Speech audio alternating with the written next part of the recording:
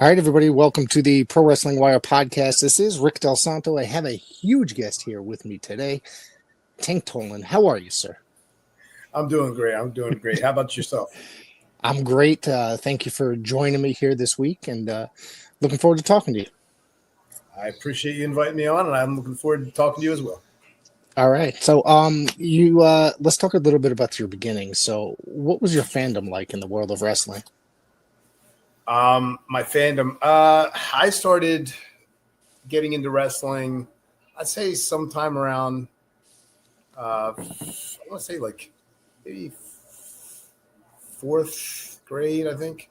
I was a little kid. Obviously, I had a couple friends that were twins, and I specifically remember really getting into it at this point where I had a sleepover at my friend's house, and they were watching Saturday night's main event. And I wasn't. I mean, I knew of wrestling, but I never really watched it. And I just remember that one day watching it and being like, "Whoa, this is awesome!" I mean, you got these monstrous guys. They're like real life superheroes. And I was just like this little pipsqueak. I was always the shortest in my class, and I wasn't the biggest guy. So I saw these guys, and I was like, "Wow, I want to be like them when I grow up." So that's kind of where I started, getting into it right there. That was pretty much the very first start of me being really interested in it. So you're saying Saturday Night's Main Event was that late '80s, early '90s? That was. Or was that the later period? No. We're actually going back to I want to say mid '80s. Wasn't it called Saturday Night Main Event? Yep. It aired, quarterly. I think it started in '85. Yeah, it was right before the first WrestleMania, I think it was. Yeah. So whatever okay, was so that far back. Time. Yeah, whatever it was called at the time. But it was like Saturday night, and it was a sleepover, and I just remember watching the show, whether it was Saturday Night's Main Event or Wrestling Superstars, whatever it was. I just remember watching it and being like, "Whoa, this is awesome," and that sucked me in right there. So who stuck out to you that early on? I mean, that was kind of a great period right there. So there was a lot of big names and big stars. I'm showing my age a little bit, but back then it was Hogan, Piper, Snuka. You had all the major guys like that. You had the Macho Man and the big names like that, Steamboat. And it was just, it was a fantastic time to grow up watching it. I mean, that was like, that was the first like real heyday of. You're good to walk by, bro. Yeah, show your age a little bit. Thanks. Anyway, so sorry, just my biggest fan. Sorry, just kidding. It's my brother just busted chops. Anyway. What's up, brother? All right, I'm doing a podcast. Oh, with you. Now you got me. Yeah. Anyway, sorry. Never know. But anyway, so as it goes, those were some of the main guys I watched at the time that really kind of stuck out to me. Yeah. Right. Did you play sports as a youngster? Oh yeah. I grew up playing football, baseball, wrestling. Pretty much whatever I could at the time. Soccer, basketball. Yeah, pretty much all of them. Yeah. Right. So I was doing research for this show, and I got some notes here. But your trainer, probably one of the most infamous trainers out of the Northeast from decades, is Pretty Boy Larry Sharpe out of the Monster Factory, the legendary Larry Sharpe. How did you discover Larry Sharpe and go into the Monster Factory, and what made you interested in getting in the world of wrestling? Yeah, I mean, I was a fan throughout, from the time I was a kid, and then, going up through high school, and then I went into college. I went to Westchester University to get my teaching degree, and I still loved wrestling, and I just happened to run into other people that loved wrestling. And we would just get together and watch it all the time. We'd be playing the video games, wrestling video games. And then I just got so much more into it and just such a passion for it at that point. Now we're talking the Attitude Era, and the Monday Night Wars, WCW, WWE, Right. WWF, the wars, and I mean, it was just such another phenomenal time to be watching it and to see it all, how it all came together, and really it was just a magical time in wrestling, I feel. And I was just so into it. And I had a couple friends that were so into it that we had like watched the videos back on VCR, and we just rewind the tapes, and we'd study the moves and how to do them. And then we go out in the courtyard of the college and we practice the moves. I was doing like head scissors, and I was doing all kinds of luchador stuff because I was still, obviously I was short, but I was also big by then. I was pretty big. But I just I loved watching Rey Mysterio and all the cruiserweights and stuff and what they could do, because I was always really acrobatic, and I just liked what they could do. But I also liked the power guys too. So, I mean, for me, I always wanted to be that guy that could do luchador stuff, but also pull off any power moves that any of the big guys could do. So so that's kind of how I got into it there. And then while I was my senior year of college, I was like, you know what, I really want to look into like if there's any wrestling schools and stuff. And so I researched wrestling schools, and it just so happened that Pretty Boy Larry Sharpe's Monster Factory was only, I want to say like 20 minutes away from where I was going to be living after college. Oh, wow. So it was perfect because I got my teaching degree, and I thought to myself, well, I could be a teacher, and then I could go to school for wrestling, and maybe I'll be lucky, and I could be a weekend warrior and learn how to do something that I've loved for so long, and just get have a passion for. And so I started, I went to started teaching, then went to the Monster Factory and asked him for a tryout, and he was happy enough to give me a tryout. And after he gave me the tryout, he said, "Hey, I think you really got something, really got something special. I think you really got potential." And he goes, "I'd love to train you."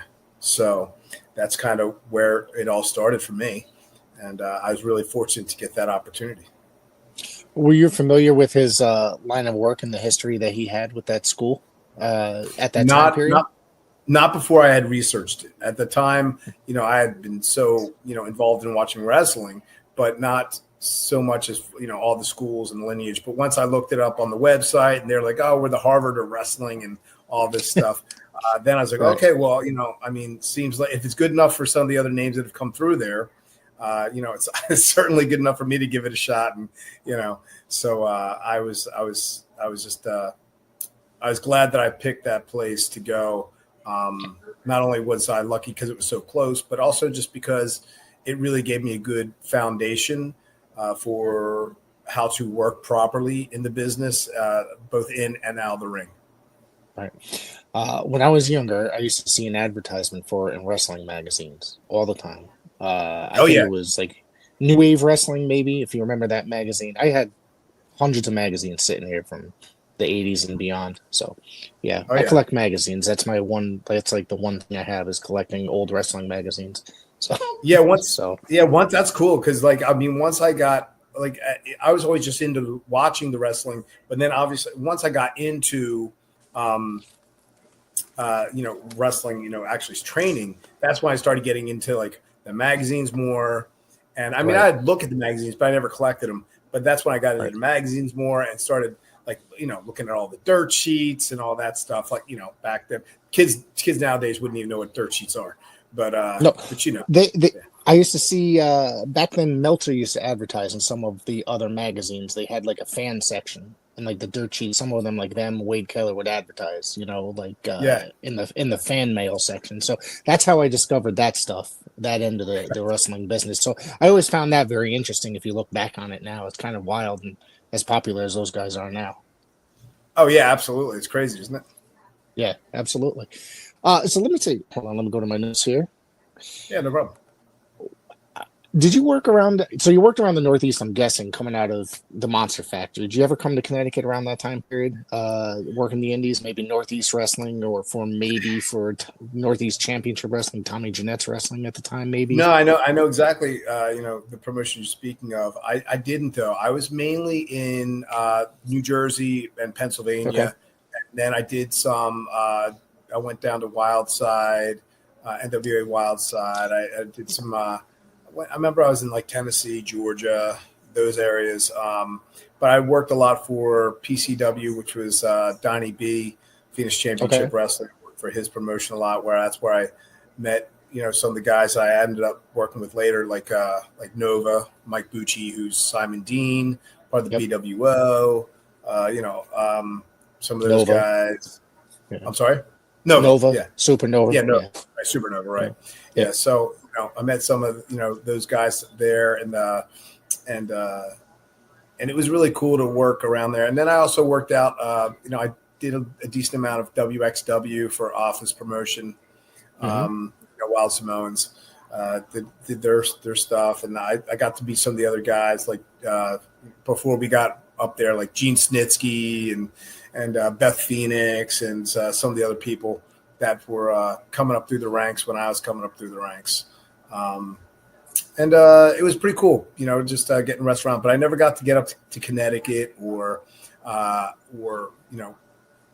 Massachusetts or anything like that. But I have since, obviously, Right. obviously when I was with WWE, and then also when I was with Ring of Honor, and then also just recently I've gone up to Massachusetts for Lucky Pro Wrestling, LPW, which Okay. that was a good. They run a great promotion there too. I've heard of it. I just haven't got up there. I know people that have, excuse me, that have done some work there. Mm-hmm. So you mentioned NWA Wildside and WXW. At one point, I used to get both those TVs up here in Connecticut on like low power really? UHF stations. Yeah. So it's those, especially NWA Wildside, that really took to because I really enjoyed their show. I used to get it at like 1 o'clock in the morning on like some low power UHF station on a Saturday. It used to be that and TNA Explosion like back to back, like when TNA first started. So I used to watch those like every Saturday night, and then WXW used to get on a public access channel up here, which I really enjoyed. Their promotion, because then I knew some of the people. Like I saw guys like Snitsky on there, and was Batista on there as well? Maybe did he train down there, or am I mistaken? I don't know. I mean, I only remember. I didn't see him. I only remember him from OVW when I was out there. But he had just gone up when I got to. But I mean, obviously, I knew him when I got to WWE and stuff like that. And obviously, being OVW alumni, you know who's been there at the same time or before you. So yeah. But those two that we both mentioned, I really enjoyed both those products a lot. They it was something cool about both those companies.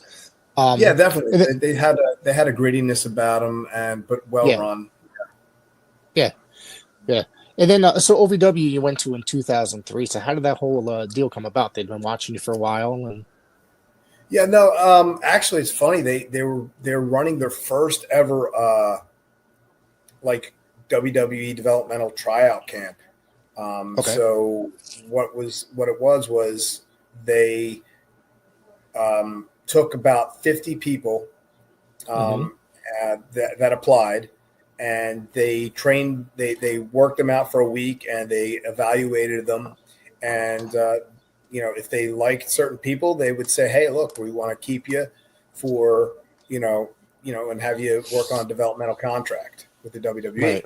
So it was a big deal at the time because, I mean, that was kind of unheard of, like this big tryout camp. And so, I mean, from what I understand, like, thousands upon thousands of people around the world had actually been, applying for this. This is what Danny Davis and Jim Cornette and a few of the others had told us, when we'd gotten there. And I was lucky enough to be one of the 50 people that they invited to the camp. And I remember, I flew out from Philadelphia, and I remember being on the plane, and there was guys from like England and Ireland. A couple guys that I become friends with that Steve Lewington and another guy, Andy Baker, and another guy, from Ireland. And we had all, gotten picked, and it was cool because like, I was like, oh, well, this is pretty cool because like, it's not just like people from the US, it's people from other, countries. And it's pretty cool to be one of 50 people picked for it. So it was just neat to have that experience. And then, so over the week, it was Dr. Tom Pritchard and it was Rocky Johnson and Jim Cornette and Danny Davis and Rip Rogers, who, I owe a lot to him for training me. And these guys were all evaluating us over the week's course, of the sessions. And it was really cool and, very, very intense and nerve wracking because you just wanted to make sure you had a good tryout. And after the week, they said, hey, we'll let you know. He said that they said the group will let you know if you get invited back, and good luck to everybody. And then that's it. And then I went home, and that happened in February, and I got a call in April. I got a call in April. Yeah, I got a call in April. It was mid-April. I'll never forget. It was mid-April, and I remember I was at the time I'd actually stopped teaching so I could wrestle full time, and but I had a friend who owned a fitness equipment company, so I ended up being the manager of that, running the store for him, and because he's like, hey, anytime you need flexibility to go wrestle, do what you got to do, you could just go do it, but in the meantime you could run the store for me. I said okay. I was very lucky. But I remember just one day I was just sitting there and I got the call. I saw a 502 number pop up, which is Louisville, Kentucky. And I just remember answering that call, and it was Jim Cornette. Hey, Tank, how you doing? It's Jim Cornette here. I was like, hey. I was like, oh, hey, Mr. Cornette, how's it going? Great. Hey, question. Would you like to come down to Louisville, Kentucky and work on a developmental contract? And I was like, I was just like, I tried to hold my composure because I mean, right. But inside I was like so psyched. I was, oh my God, I could barely hold myself together. And I was like, absolutely, Mr. Cornette. There's nothing I'd rather, do more. And he goes, great. He's like, great. When can you get here? And I was like, just give me 2 weeks, because I just want to make sure I'm good with I don't want to stiff anyone, so I wanted to make sure he knew. And I wanted to get my affairs in order. I had to get out my lease and all that stuff. So, but I got down there as fast as I could. 2 weeks later, I'll never forget. It was May 3rd, 2003. And it was Derby weekend. It was actually Derby, Kentucky Derby. And I drove in there, and that was the start of it. It was a great memory that I'll never forget. So they run like a pretty intense wrestling, I guess, school or course wrestling, and then shows during the week or on the weekends, correct? Yeah. They have every day you're there working. You're there at 8 o'clock in the morning, bumping. You're there. Well, actually, you're there about 7:30. So, because in the business, if you're, you're on time, you're late. Yeah. If you're early, you're on time, and if you're on time, you're late, and if you're late, you're right. Effed. So, we'd be there at 7:30, already laced up, getting warmed up, and then we'd be bumping by 8 o'clock. And Rip Rogers was our teacher, our first contract class teacher, and then from there it was just training. You train 4 hours a day. You train from 8 to 12, and then Wednesdays we'd have training, a little bit of a lighter training, but also we're getting ready for the show, so we just do some review stuff, tape review, watching other stuff, learning, educating, promo stuff, working on that kind of stuff, and then we come back for the show a few hours later, and Jim would tell us what we're doing. Jimmy Cornette would tell us what we're doing, and what segment we're on, and anything you want to tell us what we need to do, and that would be it. And then we do the show on Wednesday nights, and then it would usually be Friday, Saturday, Sunday. We'd have shows. So I mean, we're doing 4 shows a week, and we were wrestling every day. Sometimes we might get a day off, but pretty much we'd be training every day, and training every day or wrestling, one of the two. Right. So you were definitely immersed in it, and this training sessions were intense. Yeah, I mean, it was you'd be working your ass off. There was no slowing down. There's no 50%. It was always 100%. You couldn't help but get better and get in the best shape. You had no choice. Right. Yeah. What was it like under Nightmare Danny Davis? Yeah. Oh, Nightmare Danny Davis. Danny is one of the best guys. He was like a second father to me. He was like the dad of the OVW family, and that's what OVW was. It was we were really like a family, and we always really supported each other. We had each other's back. It was a great locker room, and Danny always saw to that. He treated everybody with great respect, and he treated us like his family, his kids, and when you think about it, I mean, we spent more time with each other than we did our own families. At that point, wrestling every day and just hours upon hours together. So we became family, and he was just like such a good role model and a good person, and he ran such a great ship. And I mean, and I'll never forget Wednesdays. He'd be so locked into the monitors when he's making sure everything's looking just right, and that was the only time you really didn't want to get in his way, because that was when he was super intense. But other than that, I mean, he's such a good guy. I mean, there's not really many people that are nicer than Danny. Were you aware of him, like his career prior to joining OVW and his status in Memphis and stuff like that? Well, I knew he was he was a wrestler. I watched old tapes and saw him wrestle. Okay. And so I did know who he was. I mean, when you get deep into wrestling and you're really trying to become the best wrestler you can be, you don't just learn about what's current. You're obviously learning about the history of wrestling, all the people that came before you, and you try to learn as much as you can from not only different times but different places, different territories, different countries. I mean, and you learn a lot, seeing the different styles that people that wrestlers have in different countries, and you also learn about different styles that different promotions have, and the fan base and what the fans like, depending on certain territories. Some territories like the Northern Territories, Canadian, they love that super technical wrestling. Then you might go down south, and they might like some comedy spots. They might like some some funny stuff. They might like something ridiculous.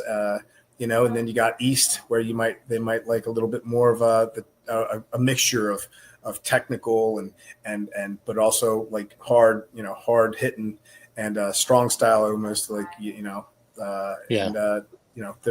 a tough fan base, which I'm glad I got to work and learn from this area, because they are a tough fan base. So if you can work and get used to this fan base in the Northeast, you can work anywhere. Yeah, you get very thick skin. Yeah. Right. Let me see here. Hang on. Jesus, it's not coming up. Let's see. I read recently that hang on one second. Okay. You guys wrestled for the OVW tag team titles on a Raw house show in Kentucky. Is that correct? Yeah, I mean, we did that. So I'm guessing it was in the area, and that's why the OVW was popular in the area, and it was affiliated with WWE. So I never knew that until I was taking notes for the show. So I found that interesting. OVW was the developmental territory for the WWE. Right. So anyone that was going up to the WWE, unless for some other reason they were just getting brought straight from wherever they were before. They're usually going through OVW to tighten up any of their work, make sure that they're getting prepared for the style that the WWE wants you to be, or how they want you to work, what they want you to be, yada yada. But I'd say that we'd work there, and a lot of the guys from WWE would come down. I remember when I was working there. When I first started wrestling there, we had the Undertaker coming down there, and Mark Henry and Randy Orton and John Cena and Bradshaw, the acolytes at the time. We had a lot of people coming back and forth, Billy Gunn and whoever was knocking off ring rust, after an injury, or they're just coming down to work on a new character, what have you.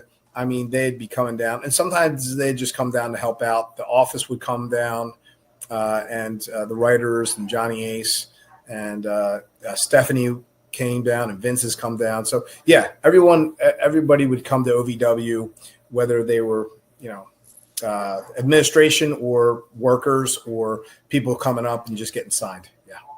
Right. All right. So I really wasn't going to bring it up, but you brought up Vince. So, did you have any experiences with Vince firsthand? Yeah, I mean, I saw Vince all the time when I be on the road, because he's always at the events. Right. I would say that whenever I'd go there, I learned from other people. Hey, first thing you want to know is what kind of mood is Vince in. If he's in a great mood, you want to go right up to him and shake his hand, say, "Hey, hi Vince, good to see you." If he's in a bad mood, or you don't know, you just want to try and lay low and fly under the radar, and hopefully he won't see it, because you just kind of get scared, because you never know with him. He's very erratic and very eccentric, and on his good days you want to shake his hand, because he might be like, "Hey, I like that guy. Let's give him a shot. Let's give him a run." If he doesn't, and if he's in a bad mood, you never know. You might be saying, "Hey, what do we got this guy signed for? Get rid of him." You just don't know. Right. So yeah, so you always want to make sure. But my main interactions was when I first got up there, and he gave me he gave me and my tag partner the whole Chippendale gimmick. Unfortunately, at the time, he saw me rip off my shirt when we were in there attacking some other wrestlers. And he's like, "Oh, you know what? You guys look like Chippendales. Next week, I want you to come back with the Chippendale office. Let me just kind of take a look at you." So that was kind of how that worked. And the next thing you know, we went from Chippendales, and then next thing you know, we went to being, the name the Dicks. So that was all Vince's brainchild, which he was full of them at that time, because also at that time he made the Boogeyman, which actually, Boogeyman got himself over, which was great. But he also made Paul Burchill. If you're familiar with Paul Burchill, I remember. He made him a freaking pirate. Yep. And then he also gave a 7-foot monster of Matt Morgan a stutter, which, I'm sorry, but Vince and Shawn Michaels said it a long time ago that Vince was doing all this stuff, and Vince said to Shawn said to Vince, "You don't even know what cool is." Well, that was one of the famous things. Because you don't even know, like, you've lost touch. So, but yeah, I mean, he made some really bad choices with gimmicks at that time, and it's unfortunately I was one of them, and I was worried about that from the very start. And but hey, what do you got to do? You got to try and work with what you're given, and hope that you can live through it. Right. It seemed like in the 1980s with the gimmicks, he killed it, really. Like, he was coming up with some really great stuff. In the 90s, not so much. 90s and beyond, it's just like he was just kind of went away. His coolness, I guess you could say, went away. Or whatever it was. Yeah, I mean, hey, look, it is what it is. But, I mean, I just think that, first off, you don't need to take a 7-foot monster like Matt Morgan and give him a stutter. His gimmick is that he's a giant. How many 7-foot people are out there? You know, you don't have that. What, you had the Big Show, you had Nathan Jones was right around that height. I mean, Yep. you just make him a monster. That's all you need to do. Both those guys had all the potential in the world to be gigantic stars, being gigantic monsters. And yeah, I mean, Matt Morgan's a fantastic athlete, and absolutely he's a good worker. Yeah. Good worker, and he is very intelligent. And I'll never admit that to him, but nah, he's a good guy. He's a friend of mine, and yeah, he's a good guy. But yeah, and it was fun. Whenever I got to work him, it was great. The big man, little man thing, it was great. Yeah. Anyway, sorry, go ahead. No, you're good. You're good. Yeah, it just seemed that now it's just the gimmick thing. It's a lot of the stuff that would come out after, like I say, in the heyday, the good 80s period, a lot of it was really cringeworthy watching, even as a wrestling fan. I can only imagine you as a talent being like, what the fuck gimmick am I going to get stuck with?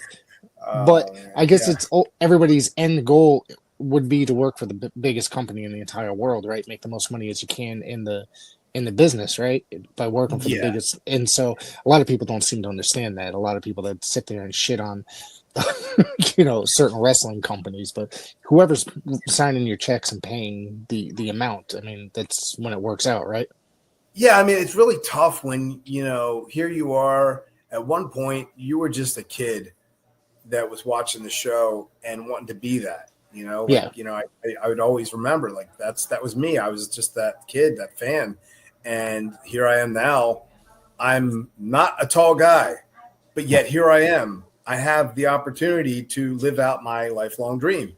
Right. And do I want to be a wrestling Chippendale called James Dick? No, I don't. But at the same time, the other part of me was like, hey, you made it here. You've gotten here. Just, maybe you could stick this out as long as you can. You don't you don't vibe with your tag partner. You got a crap gimmick, but hopefully you can survive it like some others have done, and you can, maybe move on to another gimmick. So, I mean, hey, look at Dolph Ziggler, Dolph Ziggler was part of the Spirit Squad, and you have a lot of others over the time. I mean, hey, Kane hates to remember being the dentist, Isaac Yankem, but, I think he would have been okay regardless because, I mean, he was also around 7 foot tall or close to it, he's a big dude. So, but I mean, I was just hoping that, hey, sign my checks for now.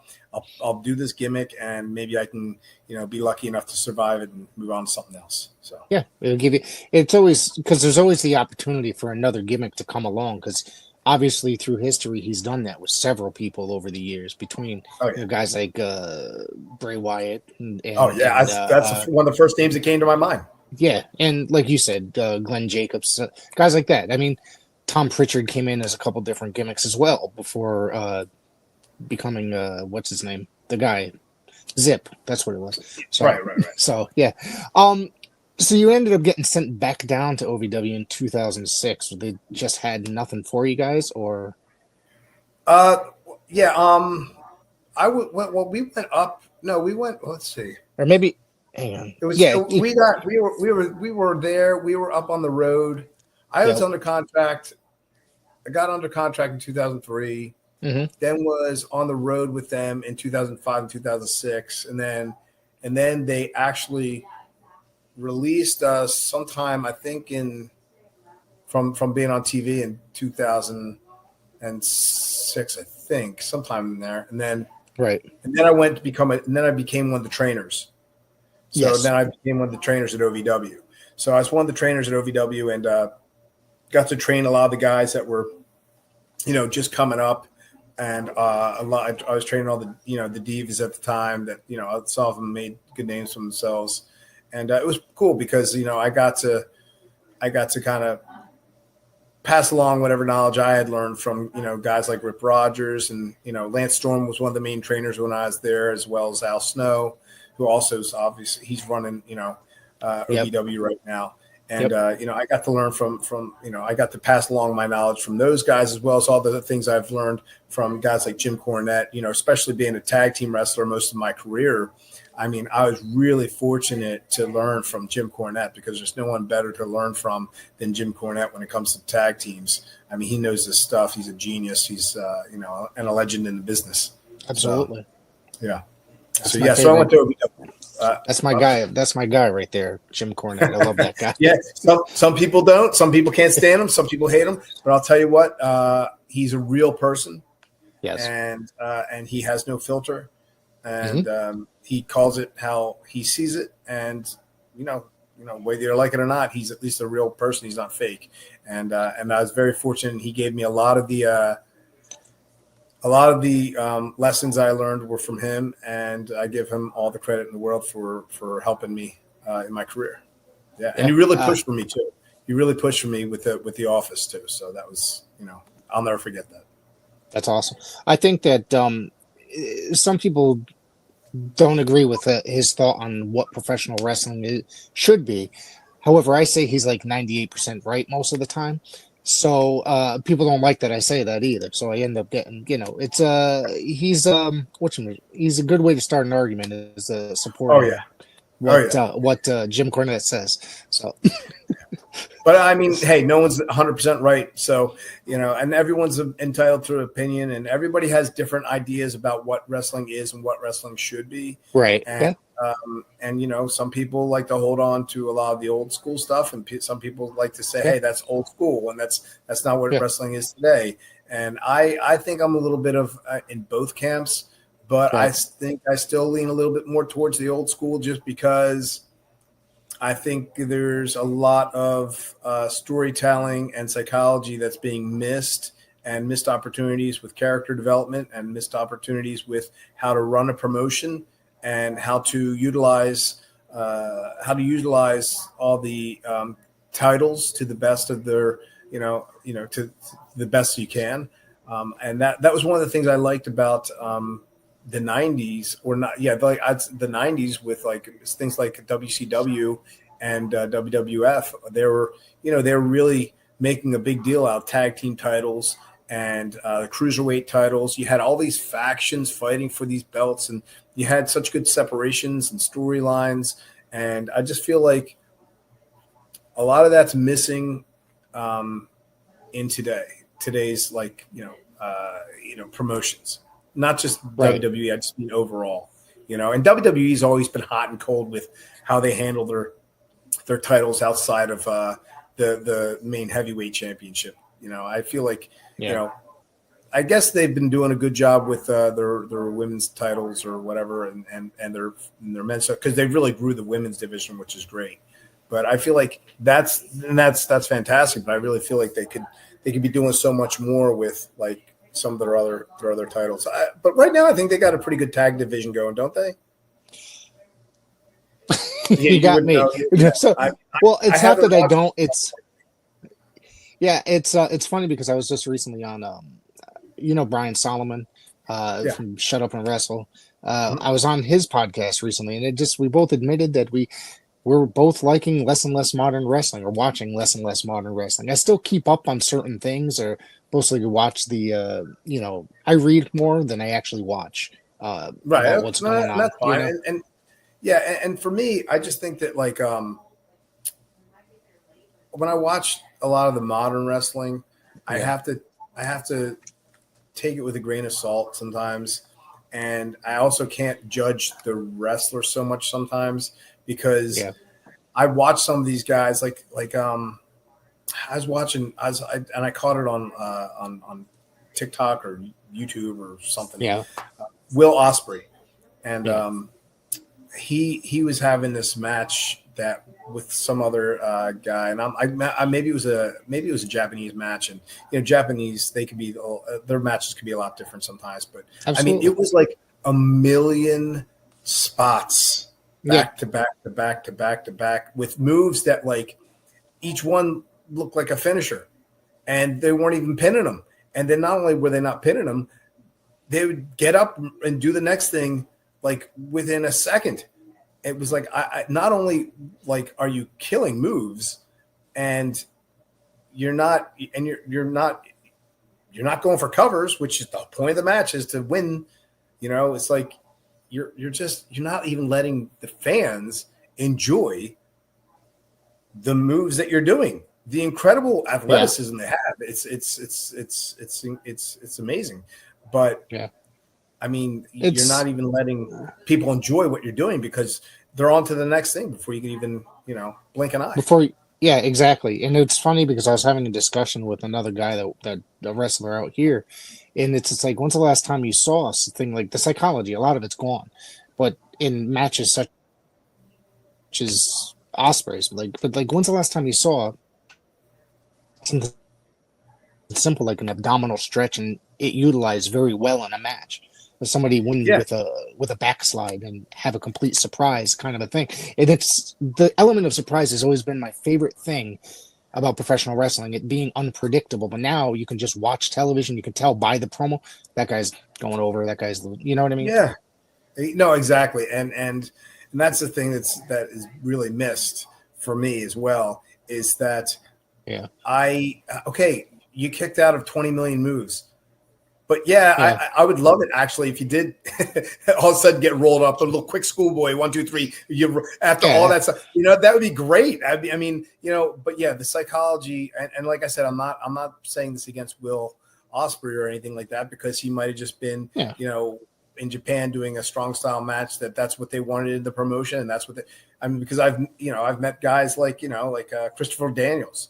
I mean, I've seen him do spot fest stuff. But I also know he does have great psychology to do other things, but he will work whatever he needs to work, whatever promotion and whatever they want and whatever between that and like Ring of Honor, I've seen guys who have good psychology, but sometimes they have to go out and they have to do a million things for one reason or another, but doesn't mean I have to like it, but it's nothing against the wrestler in particular. It's just sometimes the promotion and what they want and what the fans want.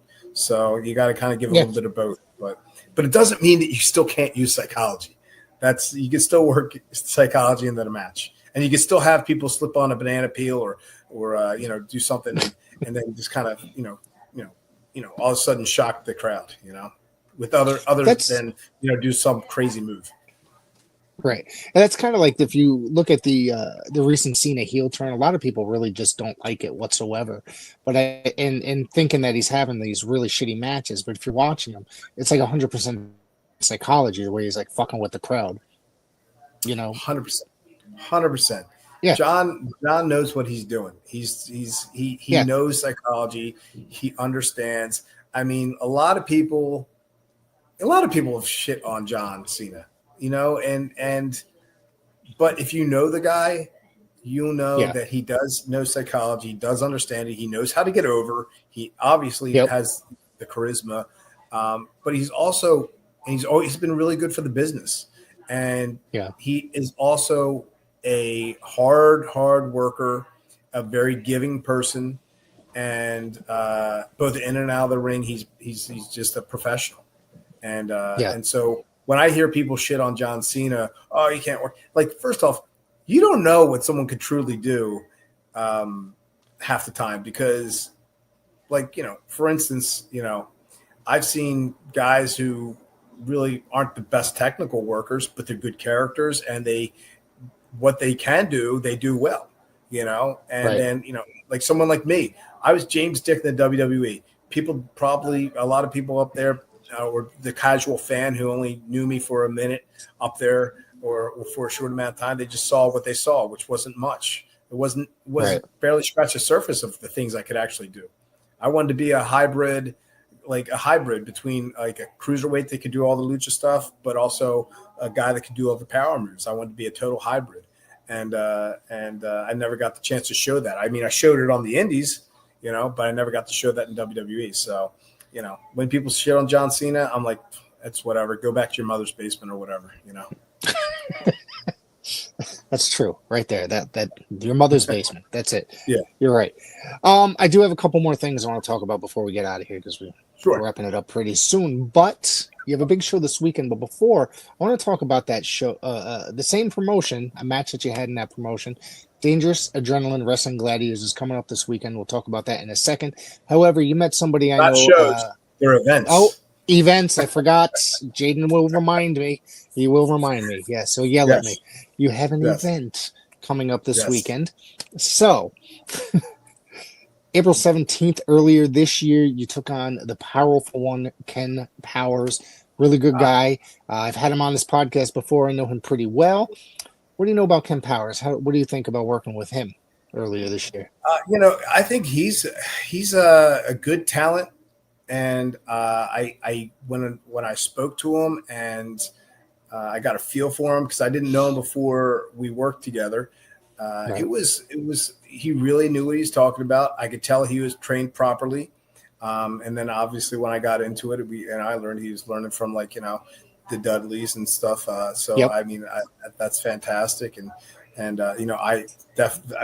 they know their stuff. I mean, they definitely know their stuff. I was lucky enough to learn some from them as well when I was up there, and I got to work with them a couple times. And when we got talking, when Powers and I got talking, I could tell he really, had an understanding and, abilities, and he had great psychology. He did. So, and he knew that, we were going to just, have fun with the crowd, and that they were going to know that, that we're going to give them our all, and that we were going to, just basically take him on a roller coaster ride. We're going to use that psychology and take him on a roller coaster ride. Yeah. I told him about 4 years ago after commentating a match at an event that he was a part of that he should never try to work heel ever again because his face is not convincing, because he just looks too nice of a guy, and he really is too nice of a guy. But then he came back a number of years later and said, I've been working heel at Dog or whatever, forever. So I thought it was kind of funny because now even Jaden has said that he prefers him as heel. He's been doing a better job at being a heel because he just looked like such a baby face back in the day. So yeah. So I mean, he did. I mean, I never knew him anything other than that's the first time I ever got to work with him. You won't know him, and I mean, he's fantastic. He did a fantastic job as heel for sure. Yeah. Right. Okay. So this Saturday, June 28th, Dog presents the All-American Bash at the Sacred Heart Church, 103 4th Street, Riverton, New Jersey. You will be a part of this event. Would you like to plug this? Yeah, no, I'm looking forward to it. It's going to be a good time. Dog always runs great events, and I believe I'm wrestling. I believe his name is Jack Martin. A young upcoming guy who's he's already cut his promo on me, talking about how I've been to the top, but now I'm just coming back down and taking on the young guys so I can try and keep my name relevant. But he's not going to stand for it. So hey, just like all the young guys, that want to run their mouths, we'll see what happens when they actually stand across from me. So it'll be a good time. It'll be a good time. Yeah. The good thing about being someone that's been around for a long time now, you run into all the types of people, and then you run into the young bucks who think that they're gonna make a name for themselves with someone like me, and that's just that's not the case. It's not the case. They're going to come out with a new type of education, some new learning. So I look forward to it. You got to teach them a little lesson, right? That's right. Yeah. All right. So I want to thank you for coming out. Do you want to plug anything else, social media, or where people can find you? Do you have? If people want to reach out to me, they can reach out to me on Instagram, Tank Toland, or Facebook, Tank Toland, and anyone that wants to, plug me for. Wants to use me on their podcast. Feel free. I'm happy to do podcasts, and I'm openly taking bookings. Depending on if I'm available for that weekend. I have some shows coming up, but other than that, yeah, and a trip to Kentucky. So not during the first week of July. So. Oh, what are you going to Kentucky for? Going back. I'm going to go back to OVW, see everyone back there. But also, my fiance is from Louisville, Kentucky. That's actually where I met her when I was wrestling back in the day. Wow. And but now we're just heading back there to see family. We live here in Jersey, but we're heading back there to visit and see family and stuff like that. Awesome. Is that going to be part of the TV show? Or are you going to be working one of their house shows or? Nah, I'm just gonna go visit. I usually Okay. go and just visit the guys and stuff like that. I might do some more shows for them eventually, but right now I'm Okay. just kind of enjoying wrestling around here. And but I'm not opposed to doing some more shows back there just for fun. Right. Right. I mean, you're only in New Jersey. I'm in Connecticut. You should come out to Connecticut sometime. If you Yeah, I ever should. do, I you mean, have to. I should definitely take some bookings out there. If I take them up in Boston, and Massachusetts, why not take some closer? Right. Right. Right. Yeah. Well, I want to thank you for doing this, and then hopefully we can do it again sometime. No, that'd be great. Anytime, my pleasure.